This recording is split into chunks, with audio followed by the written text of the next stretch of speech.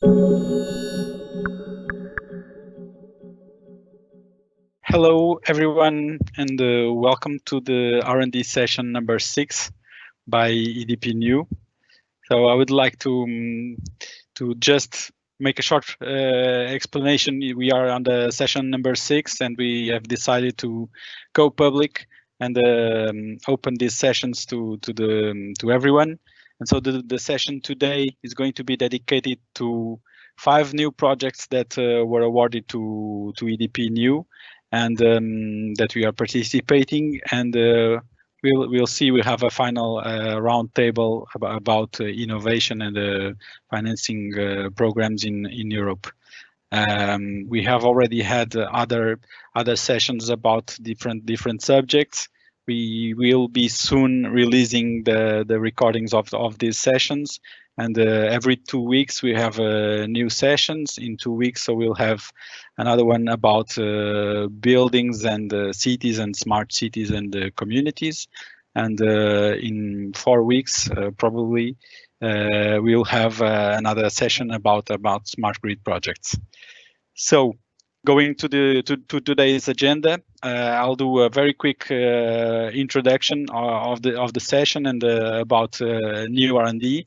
Then we'll have 4 presentations of new projects, really short presentations because there are a lot, and so small short pitches by our colleagues presenting the projects in Neuron, SATO, 5G as a service, and Area 2. And then a longer presentation of the IANOS project, because this is a highlight for us. We are coordinating these European projects, and we are very glad to do it, and we'll give you some more details about the project. So as I said before, we will end with a round table with 2 invitees to discuss a little bit innovation and European funding mechanisms.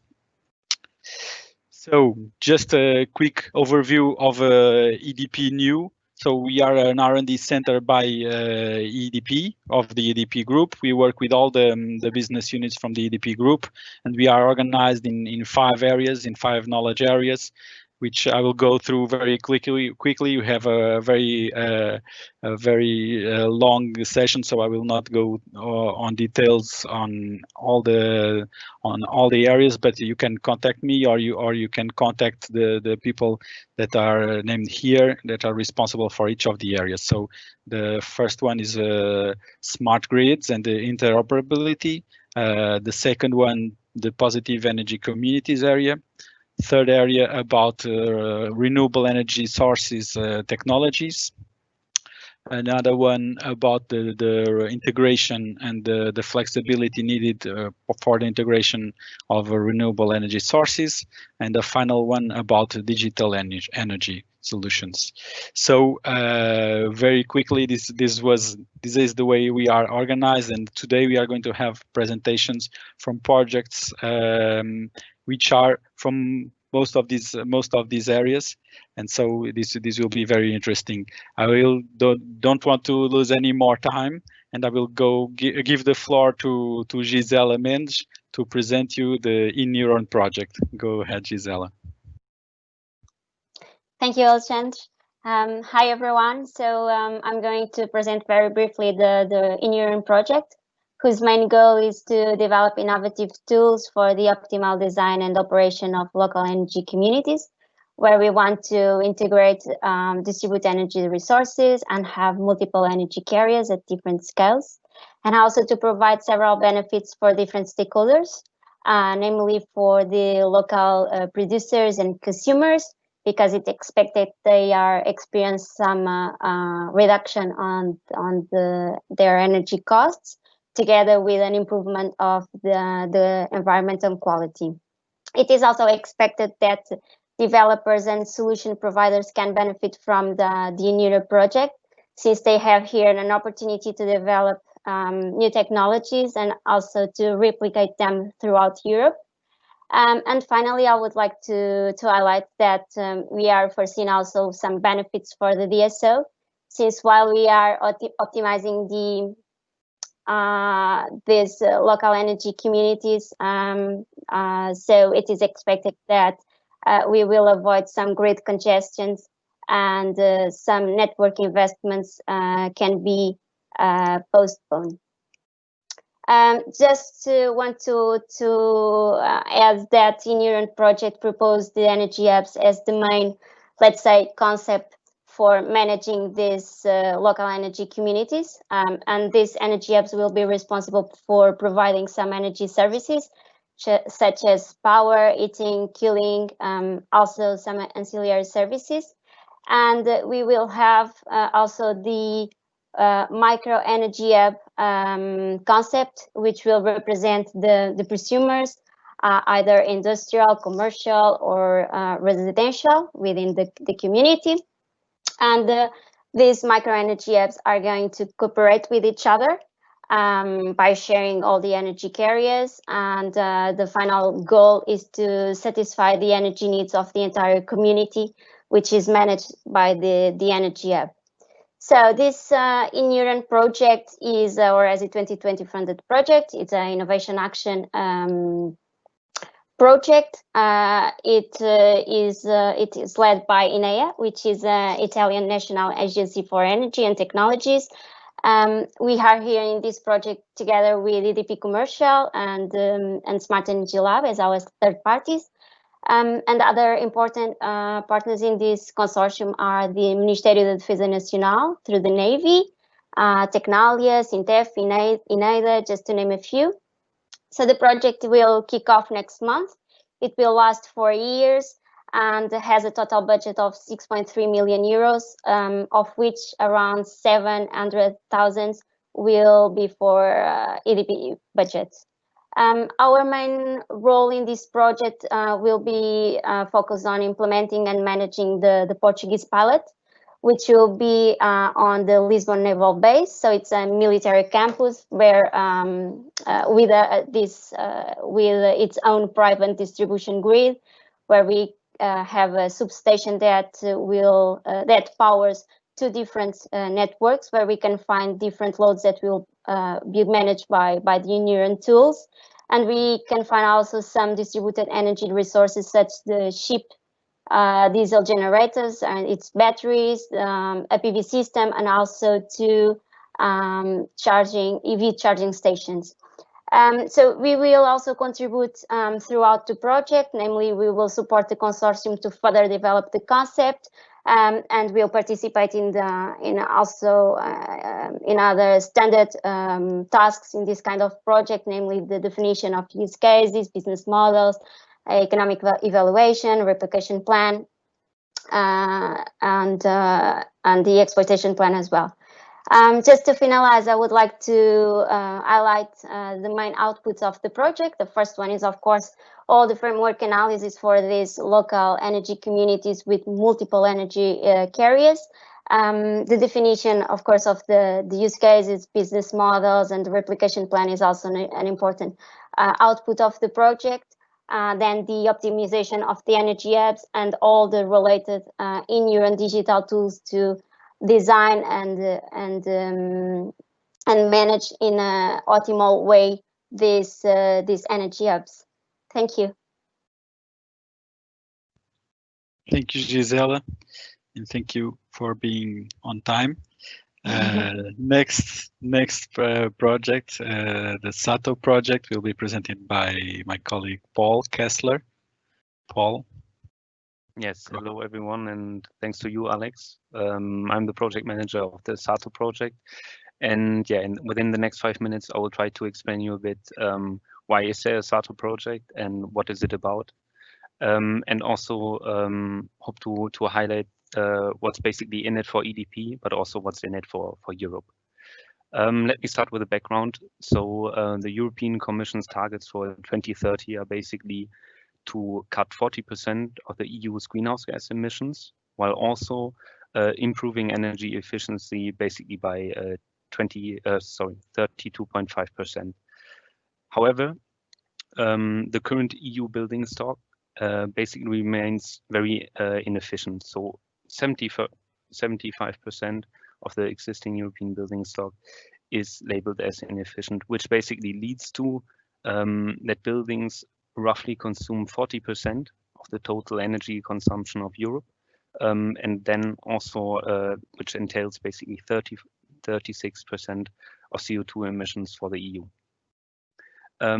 This makes it kind of inevitable that there's a need to basically improve the building's efficiency, and hence also optimizing the energy performance of buildings towards being more efficient, being more being smarter, being able to communicate basically with the different layers of the energy system, may it be the grid operator, may it be the specific needs of the occupants. And based on this, there are basically two approaches on how to improve the building energy performance. And this is on the first side, to heavily invest in the building envelope. So to really do heavy building renovations that you are all aware of, for example, investing in new insulation, new windows, and so on. And as you all know, this is quite investment intensive. And then there's another way that we are currently looking into, which is called smart building investment, where it's more about how can we basically achieve quick wins by smartly basically operating the building and mining a lot of data and basically optimize the building through an optimal management. Thus, what's becoming inevitable is basically that we develop smarter, more efficient building management platforms, while also at the same time producing them at low cost, because in Europe, not every household is basically privileged and able to heavily invest in the building envelope, and thus those smart low-cost building investment could have a huge impact. And this basically leads me to SATO, which is a project that is called self-assessment towards optimization of building energy. And the project objectives in detail is basically are built up on 4 consecutive steps. That is the first step, to basically orchestrate different existing building equipment, may it be your toaster, may it be your TV, but also more smarter devices such as IoT devices, local sensors and actuators that basically allow you to interface with the existing building equipment and make it controllable. And this we try to basically orchestrate in one overall IoT platform, which is called the SATO platform. On top of this, and this is basically the second step, we try to mine as much energy and user data as possible from the building up to device level. So we are trying to look at the building as a whole, but also go deep until the individual device.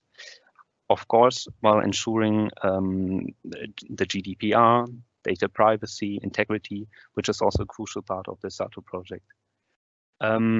Once we basically have all this data mined and we have it made accessible, we can then start basically to let the building, or to enable the building, to self-assess itself. So based on the data, to basically via machine learning algorithms, to make the data accessible and also to extract the information out of this data. For example, in terms of visualizing the energy consumption, production, but also occupancy, but also certain usage pattern, which would also allow us basically to look at fault prediction of faulty operating equipment and so forth.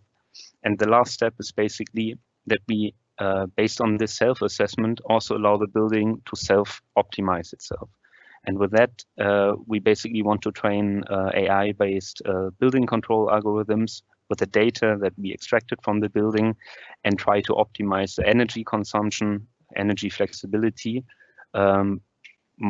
most and forefront the efficiency, but also considering the user's comfort.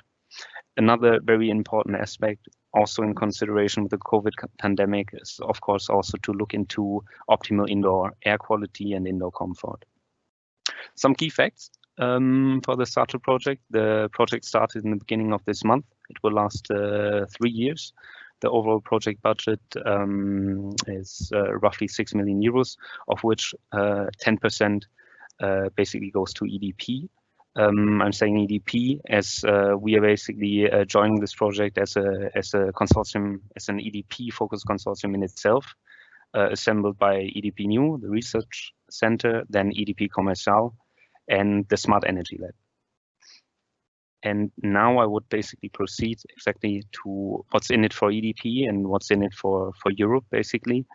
Our role in the project, as I said, would focus more on the development of the platform. And here, as you all know, or most of you know, EDP already has the EDP Ready platform established in the market. And we aim to basically integrate it with a SATO project platform and also extend some of the functionalities, making it more agnostic to certain equipment that is already available in the market.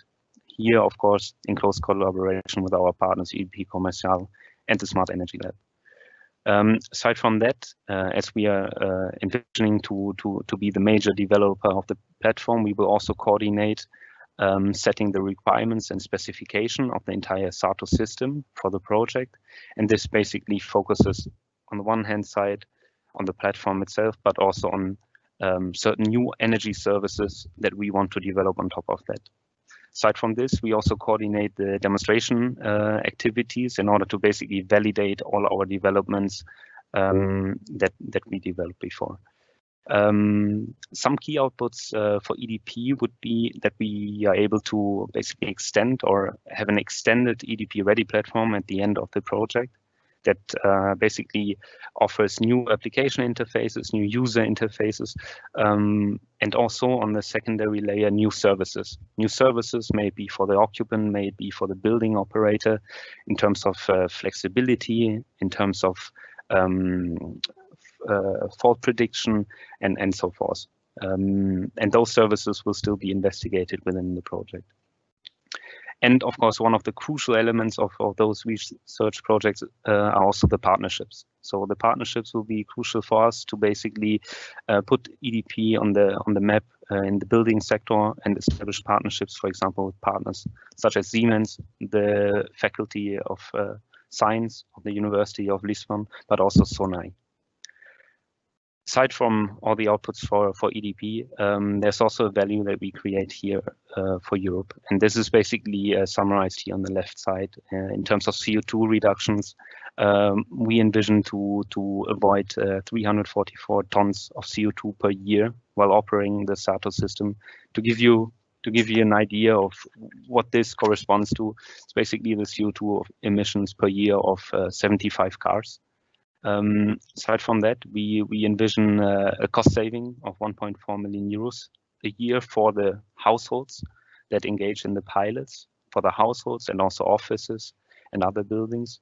And then we also, by basically reducing and by increasing the energy efficiency of the buildings to yield primary energy savings of 2.2 gigawatt hours per year, which basically corresponds to the yearly consumption of 500 people in Portugal.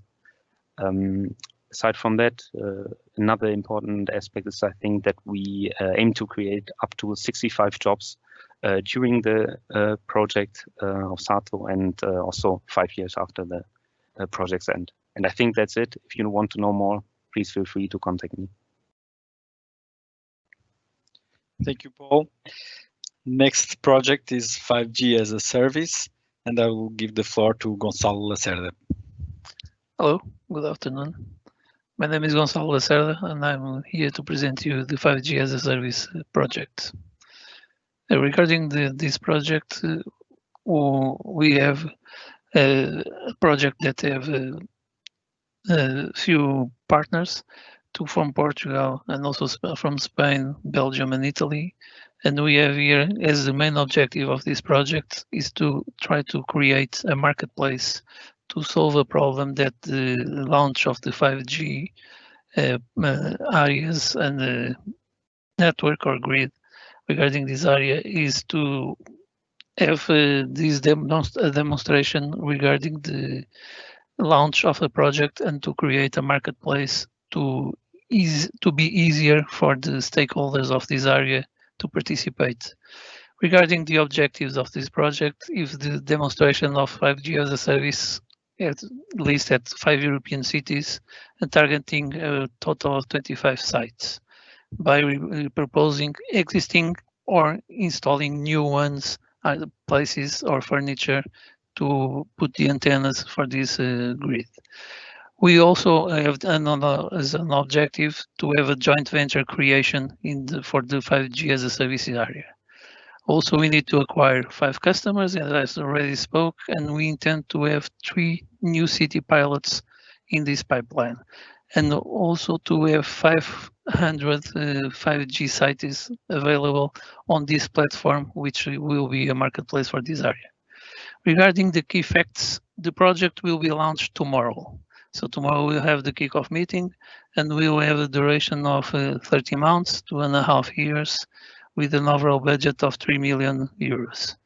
Regarding the key partners of it, we have as key partners of it at EDP distribution and also EDP new in this area. Regarding the what's in for the EDP, as you can see in the left side of the slide, EDP will be the industry partner.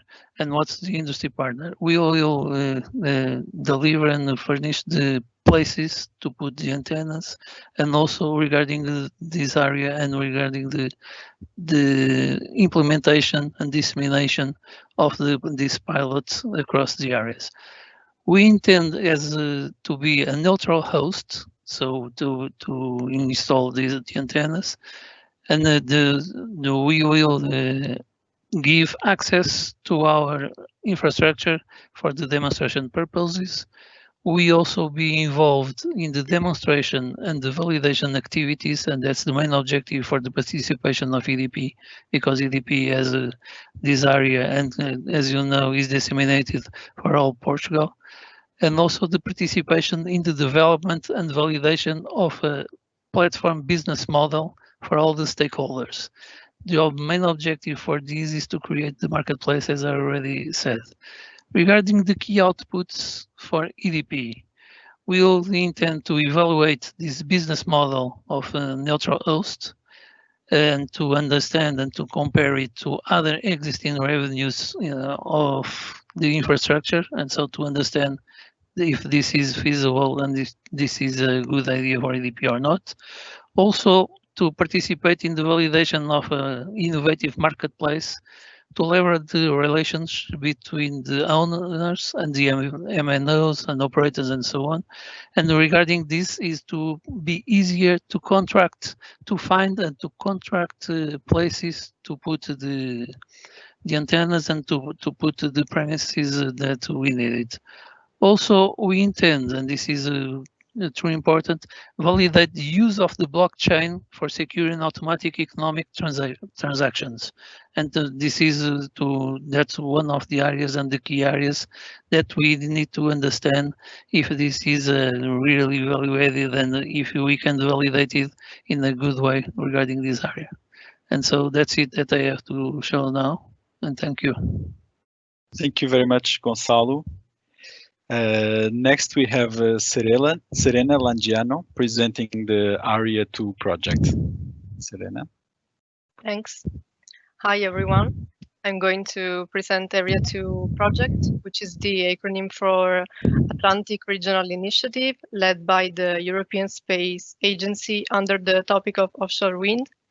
The main goal of this project is to develop a strong and reliable system that will help in the decision-making process both the wind farm developers and wind farm operators.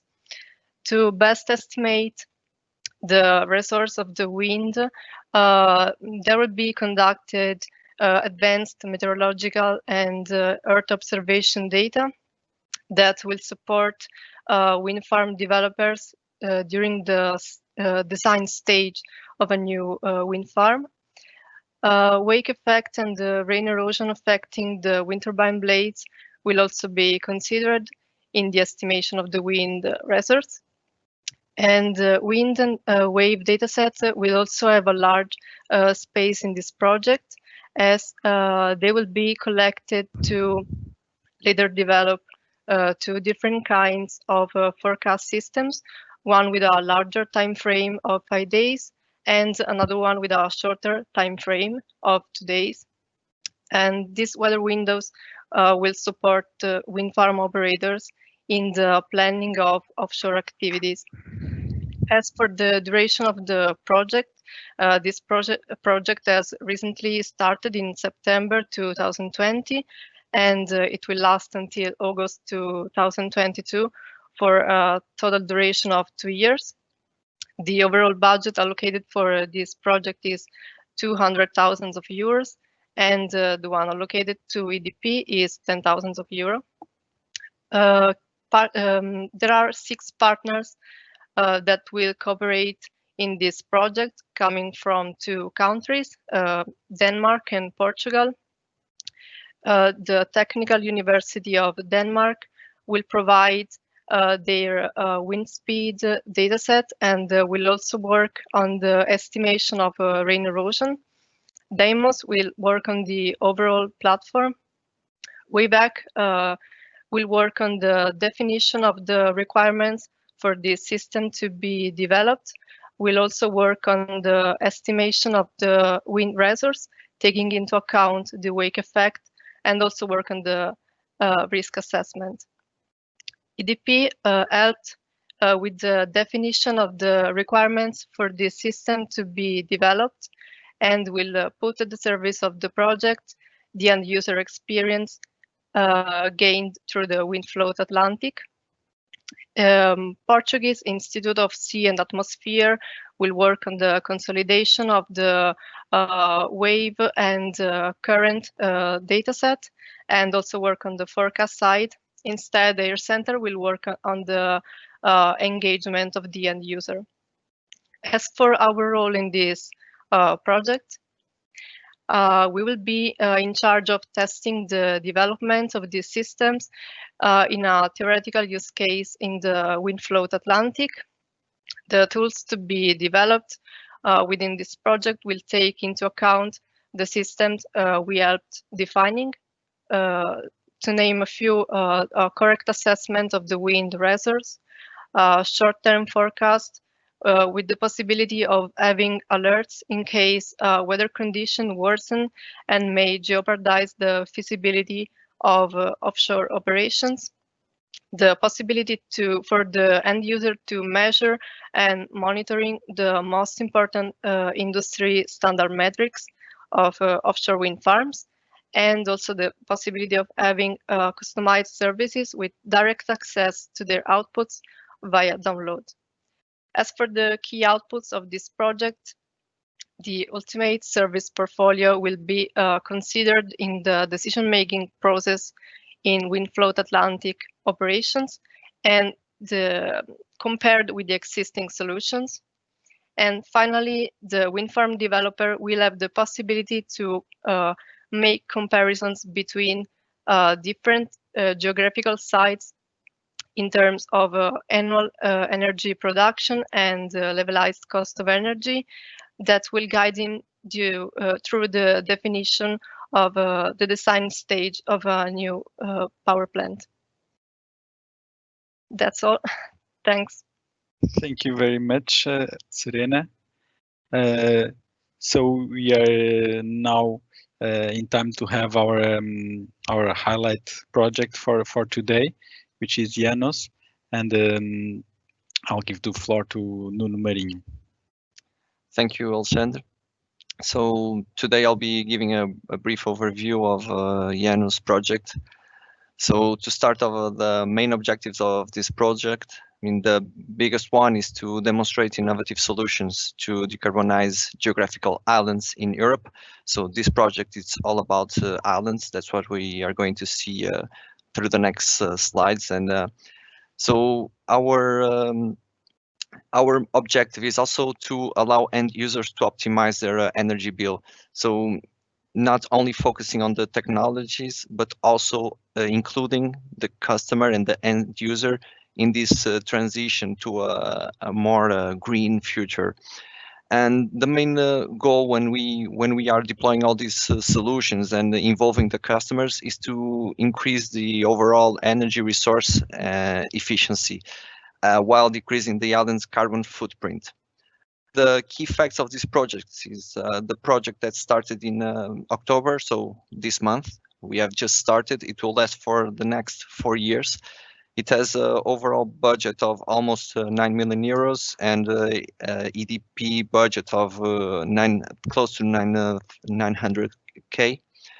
I've just highlighted some of the local partners, which are EDP New, which will be coordinating this project, Electricity of Azores, so EDA, and the Azores Regional Government, which shows that we have a really good engagement from the local partners and authorities to make this happen. As you can see on your left, we have sorry, as you were seeing, it's just a brief overview of the 34 partners that work on this project, and this is the better picture of the ones who are participating. So if you go to the next slide. Okay, the one before. Okay, so stating the role of EDP, as we have announced, is something that we are proud but also encouraged by. We are the coordinator of this project. We will lead the work in defining the system requirement specification and also leading the work to define the island decarbonization roadmap, which is something important for the replication potential of this project. Alongside with the EDA, will be responsible for the whole demonstration in the Terceira ecosystem. So we have a major role in this project. The key outputs that we are expecting from this project is to decarbonize geographical islands.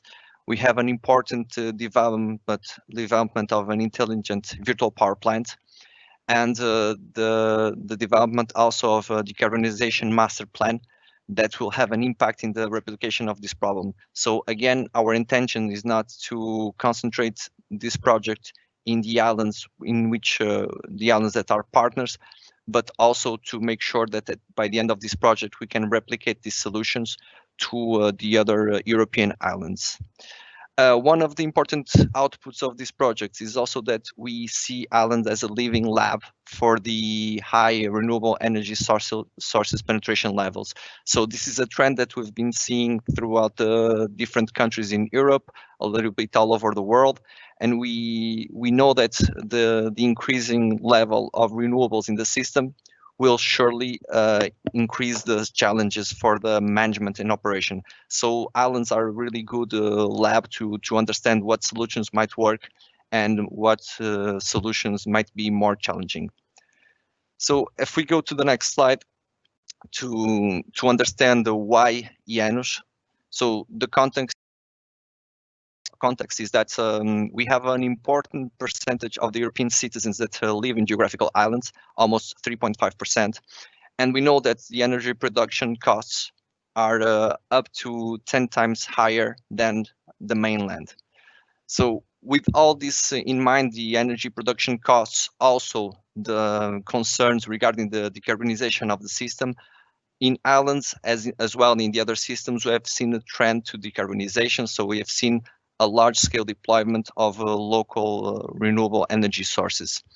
This brings us to some challenges that are specific to islands and that are common to the majority of the European islands, which is the high dependence on fossil fuels, the seasonality of demand, and the increasing level of the non-controllable renewable sources.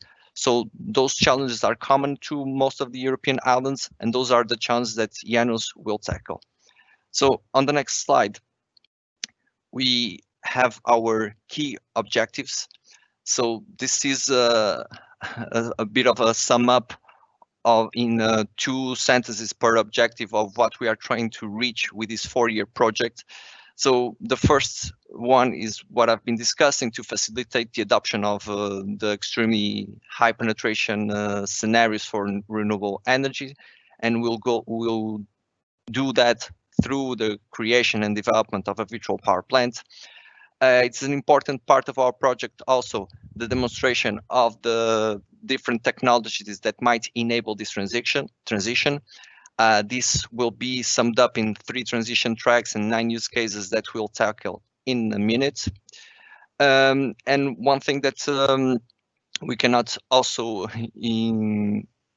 forget is that it is important to guide the decision makers in the biggest decisions. So that, together with the engagement of the citizens, is something that we have in mind to make this transition happen. And this is really in our minds in the definition of these two key objectives that we are going to tackle. The last two can be summed up in our concern for having something more than a 4-year project, so that our conclusions may be useful for other islands. So we must ensure a high replication potential, and we must also exchange our knowledge in the platforms that already exist, so that we are sure that we are tackling the problems that are common to most of the islands, and our conclusions are also useful for the other islands. So on the next slide, we start to present our 3 transition tracks. So these transition tracks is sort of a way to organize all the technologies that we are going to have demonstrated in the islands. They are organized in the different use cases.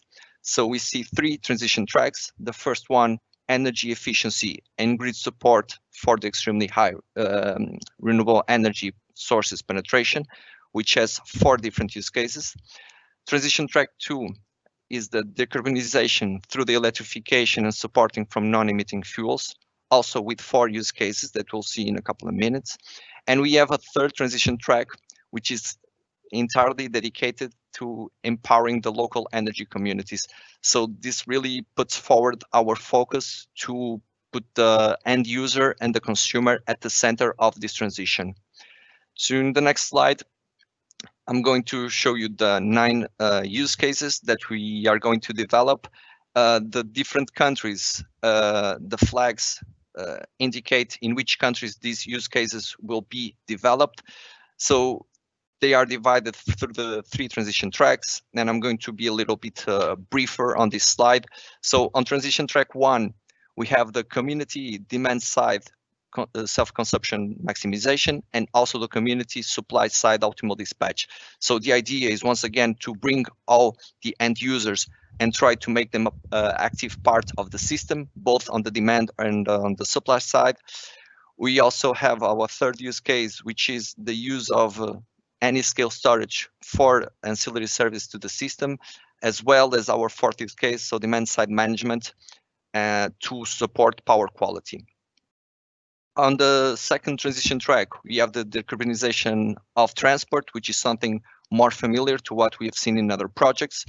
The decarbonization of large industrial loads, so something that we have seen somewhere, the importance of bringing also the large industrials in this transition. And we have an interesting use case, so the circular economy and the utilization of waste stream. So in this use case, we will use sewage, soil, and other organic waste into green natural gas, and the decarbonization of the heating network. The third transition track is the one with focusing on the active citizen and the local energy communities within this decarbonization transition. So if you move forward to our next slide, we see the islands where this project will take place. We'll have 2 lighthouse islands, so the 2 islands where all the demonstrations will take place, which will be Terceira in Portugal and Ameland on the Netherlands. And we have 3 fellow islands where we will ensure the replication of this project, so Lampedusa in Italy, Bora Bora in France, and Azores in Greece.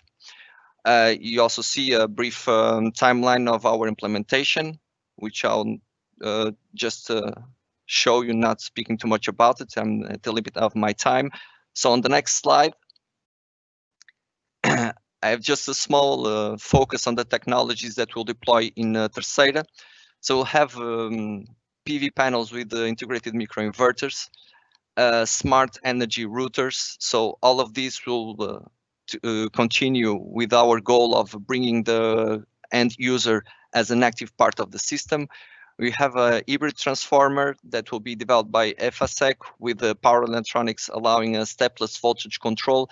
So bringing forward the importance of integrating more and more renewables in the grid. V2G charging. We'll have a flywheel that has some innovation regarding the energy density and the reduced stress, and ETH batteries that will be installed in the end users to increase their participation in the system. All of this will be connected through a virtual power plant that has the secret to manage all of these systems in an integrated approach. So now my next slide, just to conclude my presentation, I invite each and everybody of you to follow us on our social networks. This is a project that has just started, and for the next 4 years, we'll be presenting for sure interesting results and conclusions that we want to share with you. And in case you have some questions, you also have my email. Thank you, everybody. And thank you, Alexandre. Thank you, Nuno. So I take this note about the IANOS project and the social networks. Today we don't have time to have the questions from the audience about these projects, but some of them are already present in the social networks, or you can try to contact us directly, the presenters or myself, through the social networks if you have any question. So moving forward to the final part of the today's webinar, we have the roundtable about innovation and the European funding programs.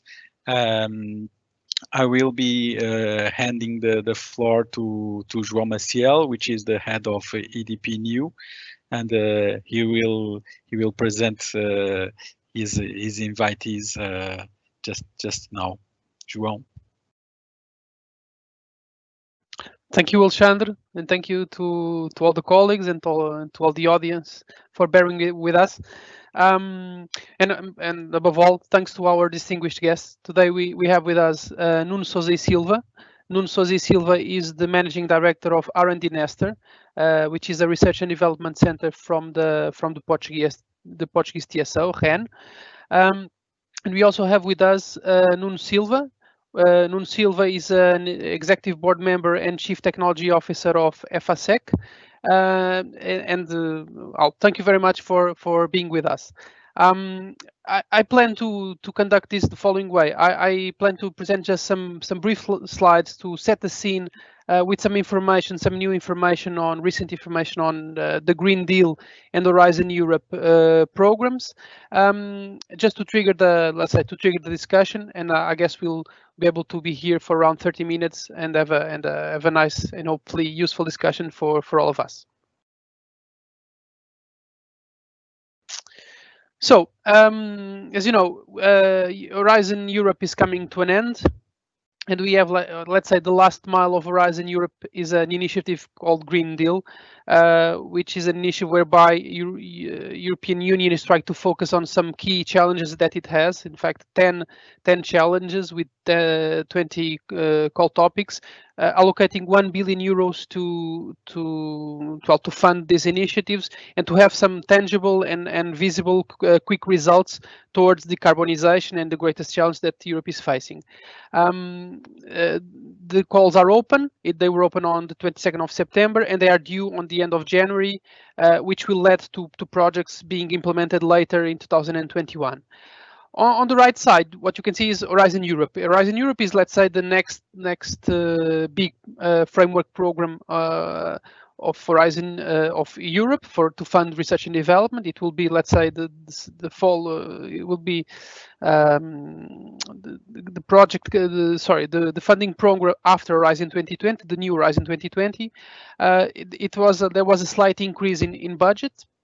Which is now around 86 billion euros for a 7-year period, 2021 to 27, and it has also had some changes, namely on its organization. There's also like a new jargon that was introduced, but let me go through the Green Deal and Horizon Europe quickly. So Green Deal. 10 areas. which subdivide in the number of topics. But for example, we have one called increasing climate ambition, where you can see this is let's say including very diverse things. For example, fighting wildfires or cities. On the second, we have clean, affordable, and secure energy with a strong focus on renewables, green H2 as well, and partnerships with Africa, which is, let's say, a cross-sectoral topic.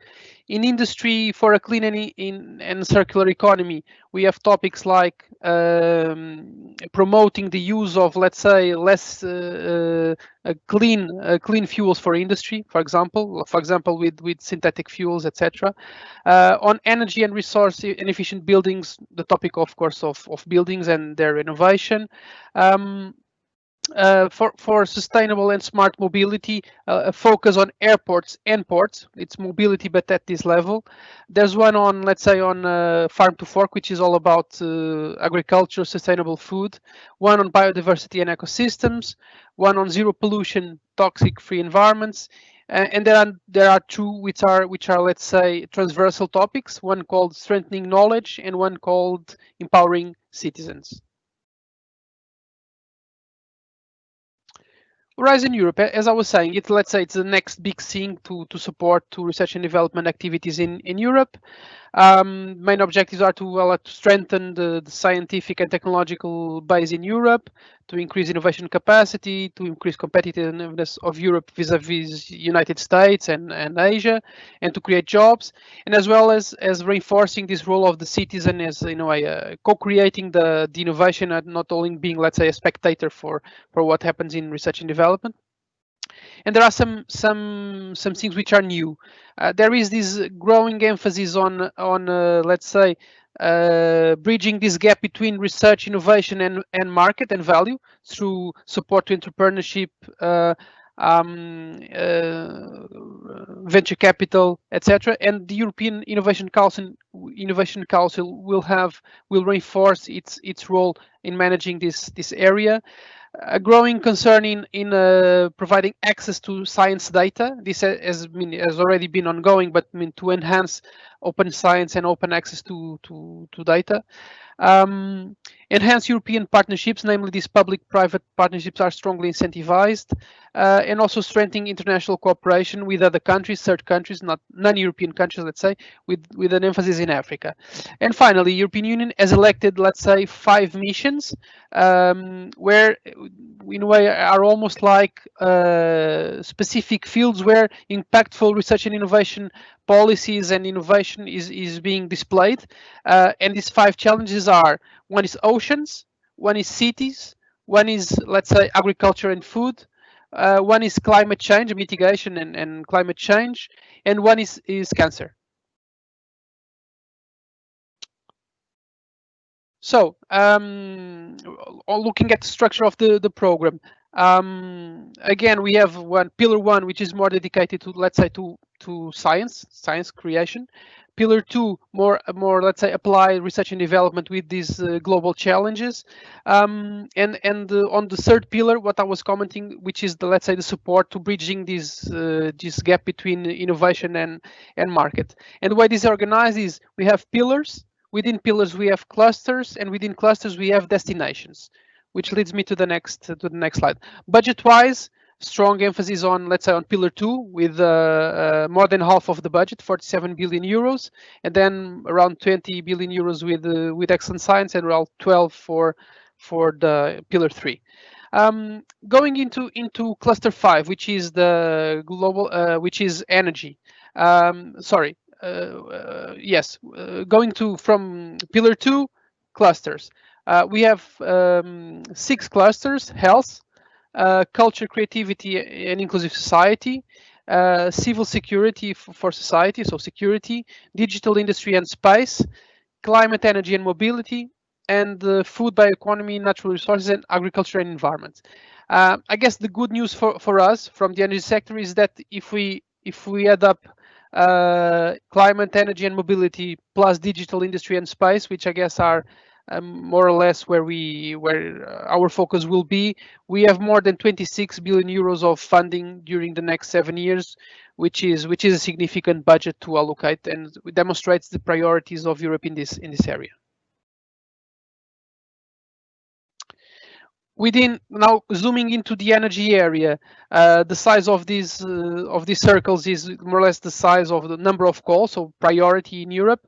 And so the sustainable, secure and competitive energy supply, a strong emphasis on renewables, energy systems and storage, so strong emphasis on that, as well as a significant emphasis as well on mobility, different kinds of mobility in different angles. So I would highlight these two as very, very important priorities for the Horizon Europe coming forward. Finally, just a quick word on our path, namely through Horizon 2020. We've been, well, since 2015 working on Horizon 2020 funded projects. We have 26 Horizon 2020 projects, of which 5 are concluded and 21 are ongoing. We've been doing many proposals. Our success rate is more or less steady around 25-26%, which is reasonable. So we've been able to attract around 35 million euros in grants for EDP group, includes EDP New plus EDP business units, at least in the projects where we have intervention. And this has contributed to pay for 75 full-time equivalents from the EDP group working on research and development. Can you please, yeah. And finally, again, the series is just for you to have an idea of the areas we've been focusing on. Alexandre has already commented. As you can see here, the most populated areas are renewable energy technologies, renewable energy integration and flexibility, storage, green H2, and as well in positive energy communities, we also have some projects and some large projects and coordination initiatives. And I guess the message here is that we look into Green Deal and to Horizon Europe as, let's say, the logical continuation of our work, and well, that's it. Let me not waste more time here, because we need to move to our distinguished guests.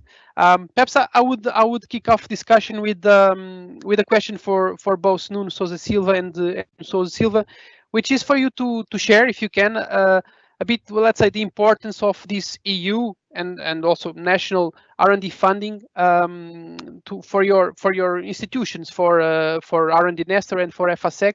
How do you see these programs? Are they useful? Are they not? Do you see any major issues that you'd like to highlight?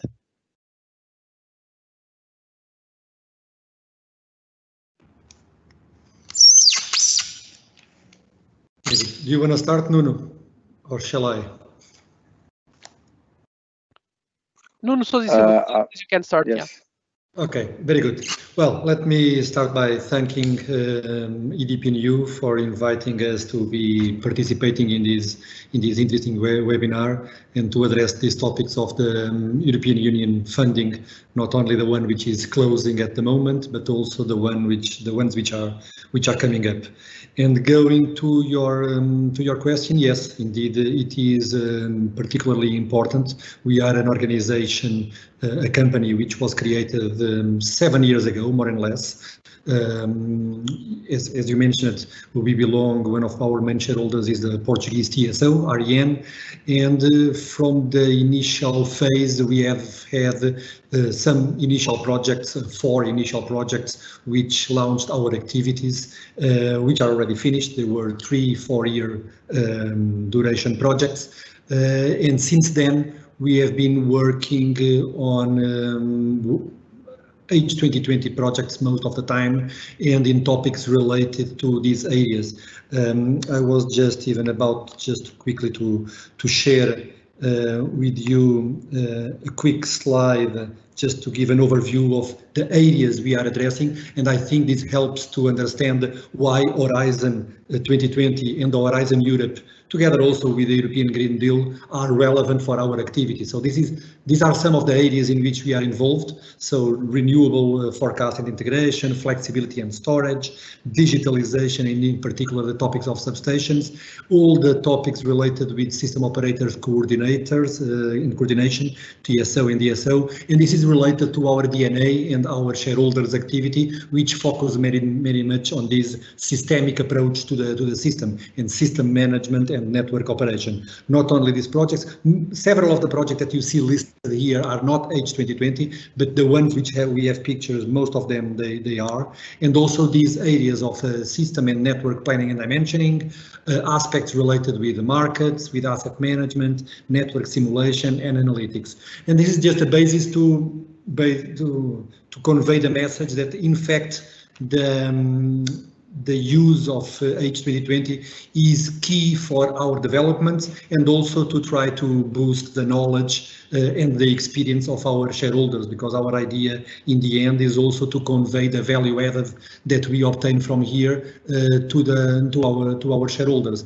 And in fact, the H2020 program has been a very good experience. Answering to your question, so we are happy with several aspects of it, namely the bureaucracy is not too high, so the reporting is adequate, the financing works appropriately, so you receive the answer to your proposals in a timely manner. It can vary between 3 and 5 months, which is acceptable for projects which sometimes go from 10 partners to 72 partners.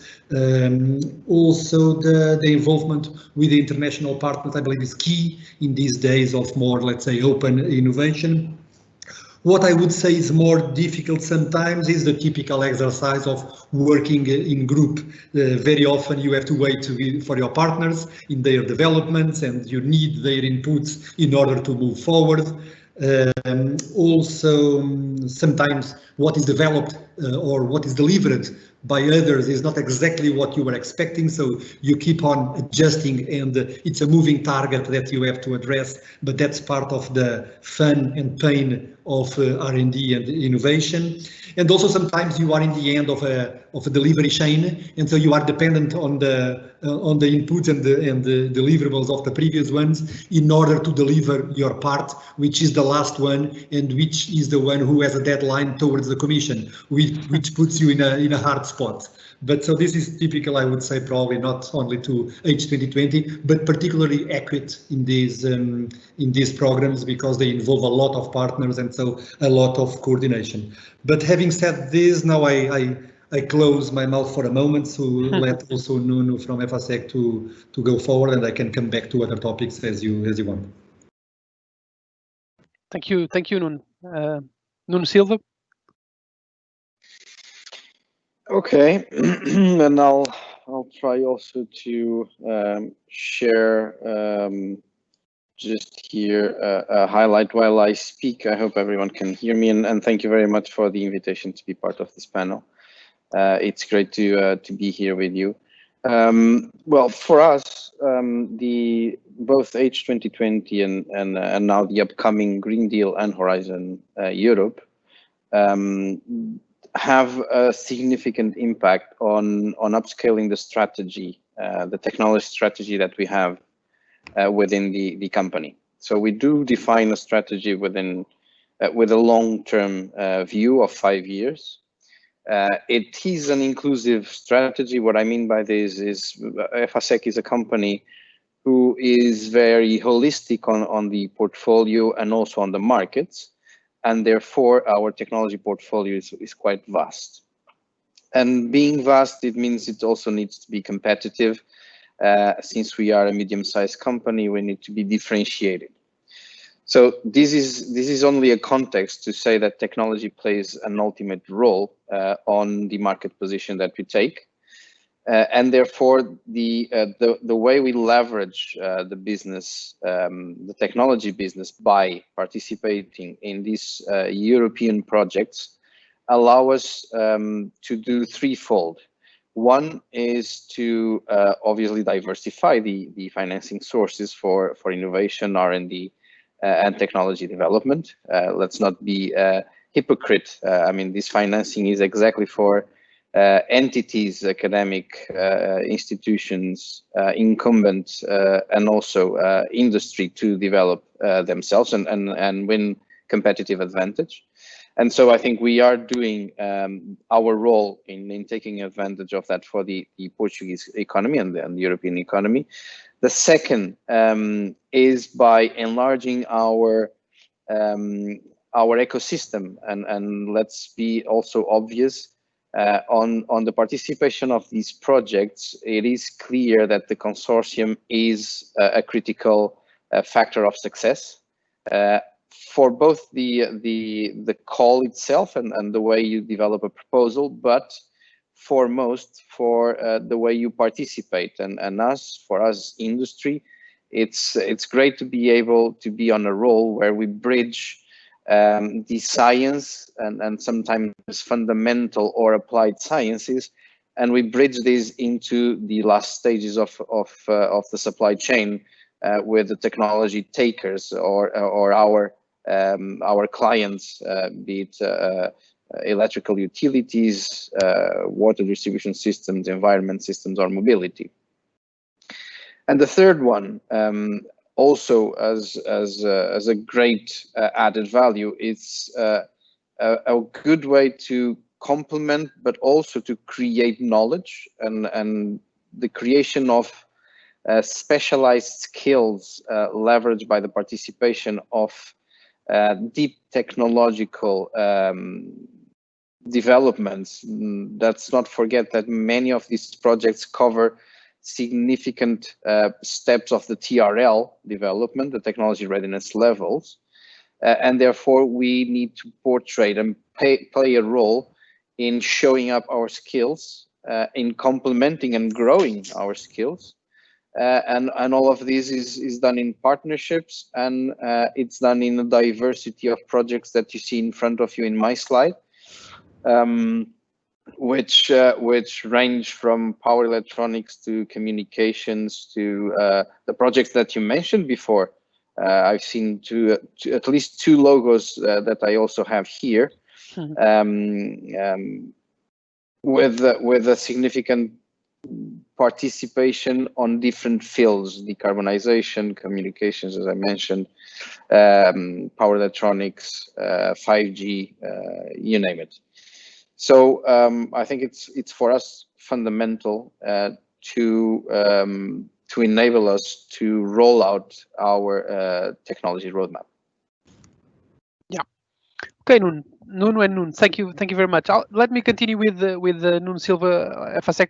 Perhaps one question to you. The case of EFASEC is particularly interesting and different from our case, because you are, let's say, a product development company, a technology company.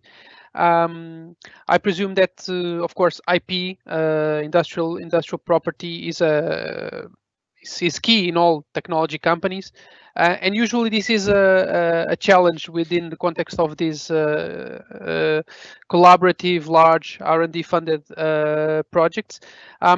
So my question is a bit, how do you approach it? I mean, I see sometimes some companies that have this. There are things that you do on collaborative R&D. There are things that you do more, let's say, internal, because secret is still important. Do you have any criteria, maturity-wise? Well, a bit on this. Well, it's a very pertinent question, João, and this is a topic which is rather complex. And because of its complexity, but also of its importance, at EFASEC, we've been quite concerned recently on developing a systematic process for managing intellectual property rights, be it with registering know-how, be it with submitting patents or designs or models. So it is a top concern for us, and we did create a couple of years ago an internal tool which is called it's a system which is transversal with a set of rules of engagement for and also incentives actually for our staff members to register IP coming from these type of R&D projects.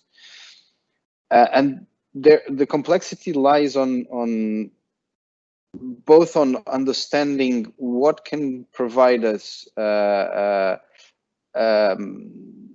the intellectual property that can be registered first and foremost. It's not easy to define and to detect what can be registered as intellectual property and how to register this.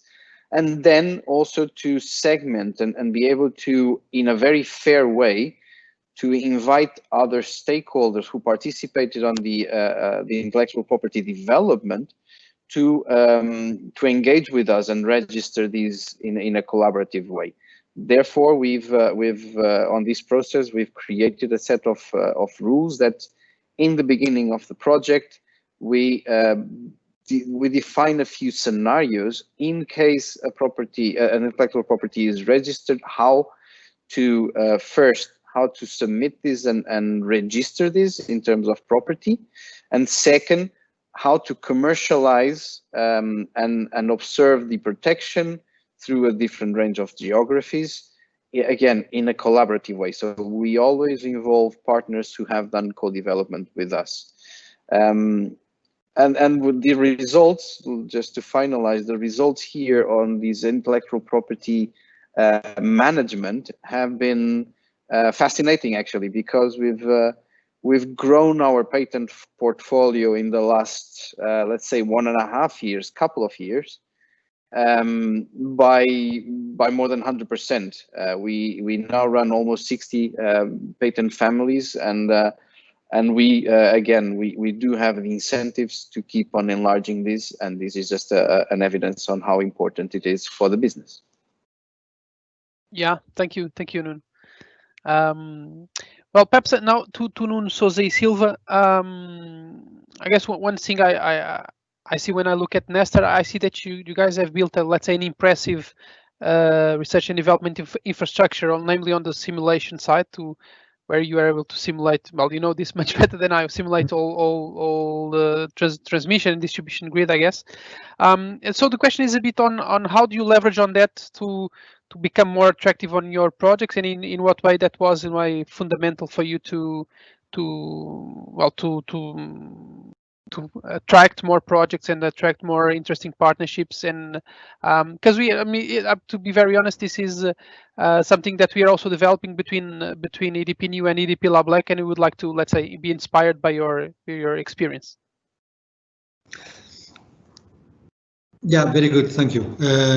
Yeah, indeed, during the first years, and that was part of the original projects that I mentioned that we start with in 2013. So our concern was to create some infrastructure, and the infrastructure in our case, since we are not an industrial company in the sense that we create industrial equipment or products, it's basically people and some of our resources. And so within those resources, not only the tools that we develop and in which we leverage in order to produce something additional and also interesting, the laboratory was in fact and still is an important element. I would not say it's key. I mean, key is probably the reputation that you build, the results that you obtain from the previous projects, and the visibility that you obtain from the work that you do.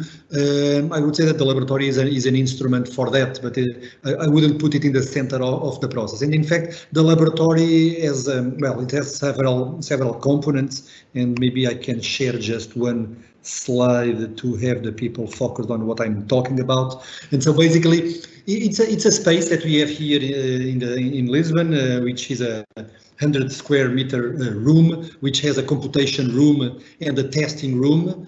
The computation room, basically, it has two real-time power system simulators platforms, and so it's two of them because it's different characteristics associated with each. Very often you find similar laboratories in Europe or throughout the world in which you have one of them. In our case, we have a couple of them.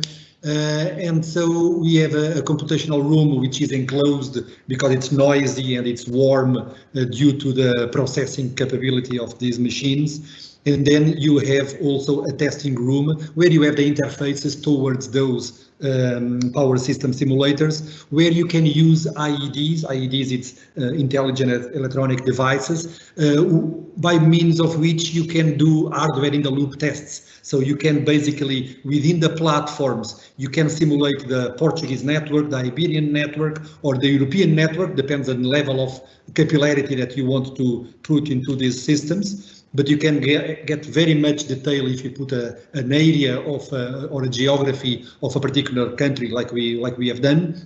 And then you can put hardware in the loop outside, protections or merging units or other devices that you can test and jeopardize, let's say, the network or the devices and see what happens in real time. That's one of the characteristics that deviates these from a traditional, let's say, PSSE or Power Factory platform, is that you have real-time capabilities, which with a small steps of 50 milliseconds of analysis, and so you can do analysis in a much more detailed way, which becomes increasingly important in nowadays that you have a lot of electronic connected to your network, and so the fact that you have inverters associated and with wind and solar and electronic devices with power storage systems connected, the reaction of all these electronics towards the traditional inertia related system are important. And so the fact that you have the real-time activities here can help. Also, we have not only the power system simulator, but also the communication part. So here you see the number one traffic generation and impairment, which can generate telecom traffic between substations and the SCADA system, between different elements, and you can play with these channels and see what is the impact in the power system of having some deturpation, let's say, of the telecommunication channel. And so it brings together the world of telecoms and ICT and the power system as well. And so, of course, then you have some time synchronization analyzers, time servers, and we have a lot of emphasis also in the IEC 61850, again connected to this comms aspect of the power system, and very much related to substations and all that. And so this is, it gets involved in some of our projects. I wouldn't say it is key. But again, I think key is the work that you do, the reputation you create, the fact that you perform according to what is expected by the partners, to be involved with them and also flexible in the cooperation with them. I think that's probably most important. In our case, and going back to the point that you mentioned before with Nuno Silva from FASEC, we are a commercial company as well, although we have R&D in our name, and normally R&D entities are associated with non-commercial or non-for-profit company. We are a for-profit company. Of course, our shareholders do not demand from us that we extract a lot of results or positive results from a financial point of view to their activities, because they are system operators, and for that reason their core business is a bit different. But we do have to have our financing activities well aligned, and in fact we have never asked for money from our shareholders, except the initial year in which they funded the original projects. Every year we have a positive EBITDA, and so we have always to leverage on the activities that we do and on the projects that we do. And commercialization could be also an important element from our side, although we don't have the team for that. It's always a balance between having a team of people who do research or having a team of people who is making commercialization in an aggressive manner in the market. But having said that, we do have some IP that we have developed. We have applied for some patents. We have already been awarded some patents as well. The question of monetizing those patents, it's probably not very easy, because you almost need a battalion of lawyers and people to check whether it is being enforced in the field or not. So it's not the key aspect. It is important from a reputation point of view, and also with that relationship that you mentioned for partners and obtaining more financing. The fact that we have patents, I mean, it shows a bit our capabilities and the quality of the work that we do. And so we are using it not so much for monetization, which is one of the key reasons why you have IP, but another reasons can be reputation, can be other aspects which are more or less tangible. And I think I addressed your question. Yes, very well, very well. Thank you very much. I mean, this is a really interesting discussion. So we should have perhaps we should have made it a bit longer. But to be very honest, we need to start thinking about concluding. But perhaps I have one last question that I would like for you to address, which goes a bit on follows up on what you were discussing just now, which is sometimes, let's say, the biggest criticism that comes to Horizon 2020, Horizon Europe kind of funded projects is that you are sometimes lost within all this collaboration, and you lose a bit of focus, and let's say the efficacy, or let's say the efficacy of the innovation effort is diluted sometimes. So again, trying to get inspired from your experiences, I would like to ask in what way ideas that you have to, let's say, to evaluate your effort on research and development, and if you find it important, and as well if you have any ideas, any wish list, for example, for the Green Deal and Horizon Europe coming forward, perhaps to still influence it to make it more focused. Perhaps I'll go to Nuno Silva from FSEC just to change a bit. Okay, João, let me address your question I think there were 3 questions in that you posed, and I'll try to be brief as I was on the last ones. And I'll start from the end. Yes, there is a technology strategy, which is important, and it's fundamental, especially to know exactly where you're going. And here I'm just sharing here one slide with a few ideas that are brought from our technology roadmap. Again, 5 years, which is not as long as the whole framework, the Horizon Europe, but they are very well aligned with some of the calls, both Green Deal and Horizon Europe. And these solutions go from several topics that you've also mentioned, obviously. Smart grids, microgrids, and the hybrid model of AC and DC grids, the cluster of different energy sources in one single location, which we call the Integrated Energy and Mobility Solutions, or energy, a digital energy hub. The completely transformation of the concept of substation infrastructure for electricity transmission and distribution, with a core element, which is the transformer. And then also going to the mobility and converting the business model as a service, and even hydrogen or green hydrogen, where the value chain and integration of all the energy needs for this process is something that we are very, very comfortable with. I'll stop sharing and I'll address your other 2 questions, which is again liaising with the technology roadmap itself. So for us, it's very important to have an objective, to have a goal, and this goal is decided and deliberated together with the business strategy of the company.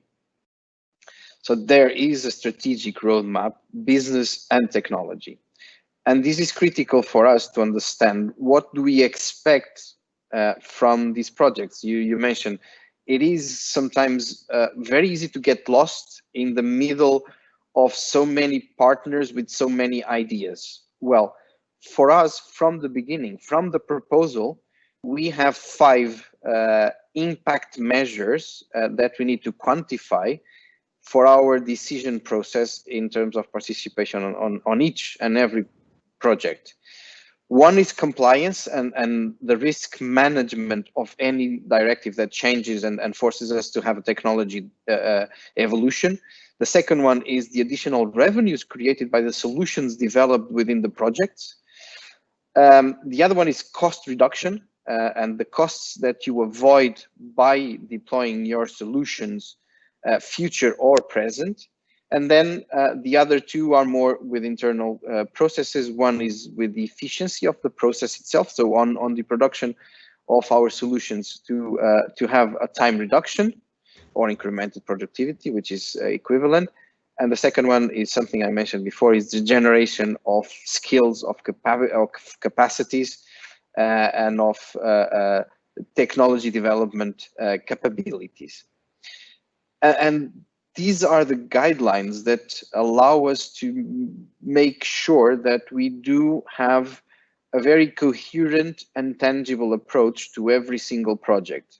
And when we do participate, we do it full spirit, with dedicated teams, and hoping that in a collaborative way with the partners, with the ecosystem, we are able to finish the project with something tangible or something very near the market, ready to be exploited.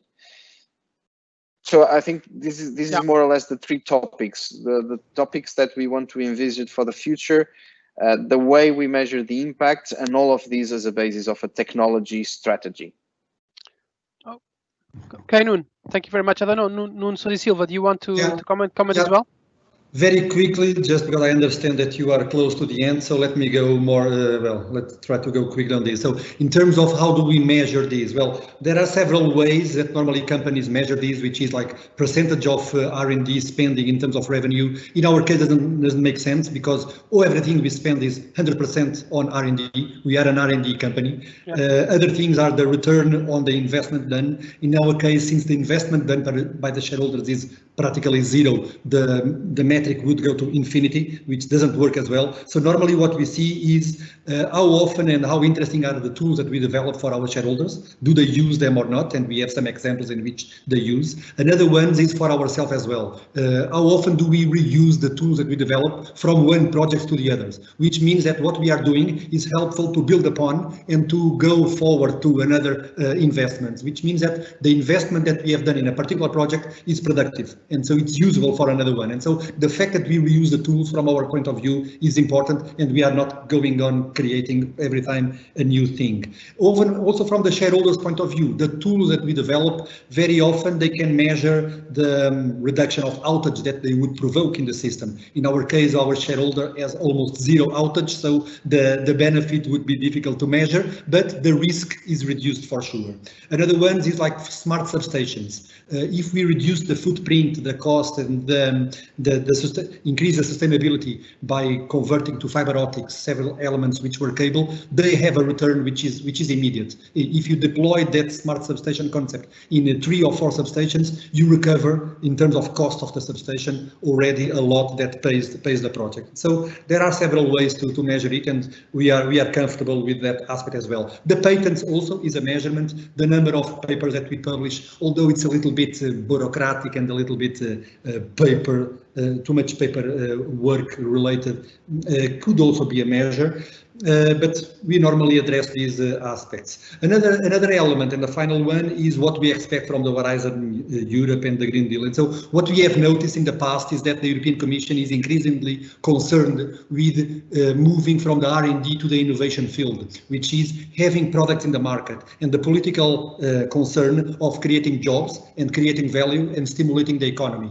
And so what initially was much more a program for R&D is increasingly moving, and understandably so, towards an economic tool that wants to have results immediate. The Green Deal is an example, as a last call of the H 2020 program. And so we have seen that in the previous last H 2020 calls, and now also in these ones, which means that the projects will be bigger, the consortiums will be bigger, and the deployment, implementation and testing in the field will be crucial. And so what we have been doing as well is trying to contribute also a little bit in lower TRLs. Does not mean TRL 1, 2 or 3. Of course, it can be 4 and 5, but not having everything, because European calls this R&D program, and so still to maintain the soul and philosophy of the program, to include the R, the D and the I within the process.